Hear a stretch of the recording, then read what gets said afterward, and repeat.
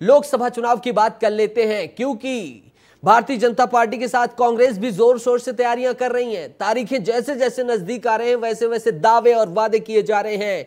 प्रदेश अध्यक्ष दीपक बैज ने दावा किया है 11 की 11 सीटें जीतने का छत्तीसगढ़ में। प्रधानमंत्री नरेंद्र मोदी ने एक तरफ शक्ति प्रदर्शन किया और दूसरी तरफ दीपक बैज ने उससे पहले ही कह दिया कि 11 की 11 सीटें जीतेंगे।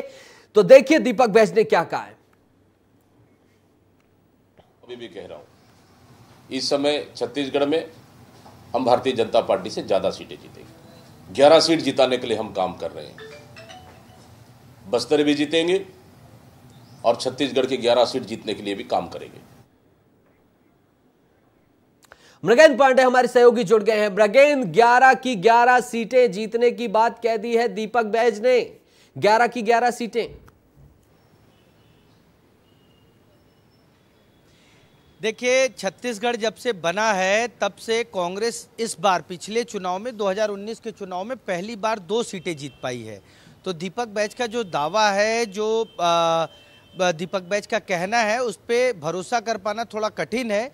और अभी 3 महीने पहले ही कांग्रेस एक बड़े बहुमत वाली सरकार को गंवाई है। उस लिहाज से दीपक बैज के दावे और वादों पे जनता कितना भरोसा करेगी, ये सोचने वाली बात होगी। जी, एक तरफ प्रधानमंत्री नरेंद्र मोदी बस्तर में थे और दूसरी तरफ बस्तर को जीतने की बात बार बार जोर दी जा रही है दीपक बैज के द्वारा। उनकी प्रतिष्ठा भी अब सामने आ गई है। मृगेंद्र, देखिए, दीपक बैज वर्तमान में बस्तर के सांसद हैं। हालांकि पार्टी ने उनका टिकट काटकर कवासी लखमा को कैंडिडेट बनाया है। उस लिहाज से आप देखेंगे तो दीपक बैज की पोजीशन को भी अंदाजा लगाया जा सकता है। अब जबकि वो प्रदेश अध्यक्ष हैं और उनको 11 की 11 सीट की जिम्मेदारी है। 11 सीट पर कांग्रेस पार्टी के कैंडिडेट हैं। अलग अलग जगहों पे अलग अलग तरीके से कांग्रेस प्रचार कर रही है। तो नेता निसंदेह कांग्रेस का कोई भी हो, ये बोलेगा कि हम 11 सीट जीत रहे हैं।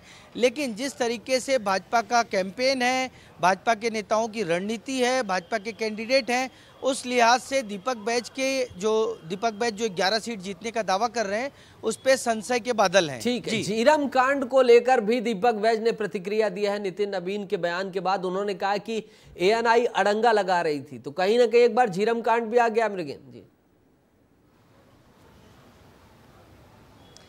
देखिए, 2013 के विधानसभा चुनाव में जब कांग्रेस परिवर्तन यात्रा निकाल रही थी, उस समय झीरम कांड हुआ।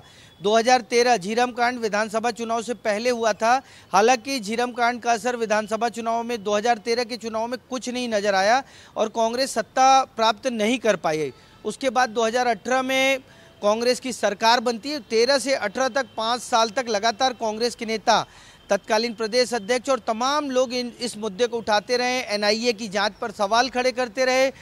उस समय के प्रदेश अध्यक्ष भूपेश बघेल लगातार ये कहते रहे कि मेरी जेब में झीरम के सबूत है। उसके बाद 2018 से 2023 तक कांग्रेस की सरकार रही, भूपेश बघेल मुख्यमंत्री रहे, लेकिन उस झीरम का जो सच है वो सामने नहीं आया। जांच एजेंसियों ने तमाम चीजें की और अब एक बार फिर झीरम, क्योंकि पहले चरण में बस्तर का मतदान होना है, तो इस लिहाज से झीरम के मुद्दे को एक बार फिर उठाया जा रहा है, बाहर आ गया है और उम्मीद है कि झीरम कांड की निष्पक्ष जांच होगी। मृगेंद्र जी, तमाम जानकारी के लिए आपका बहुत बहुत शुक्रिया। आप हमसे जुड़े, आप हमसे मुखातिब हुए।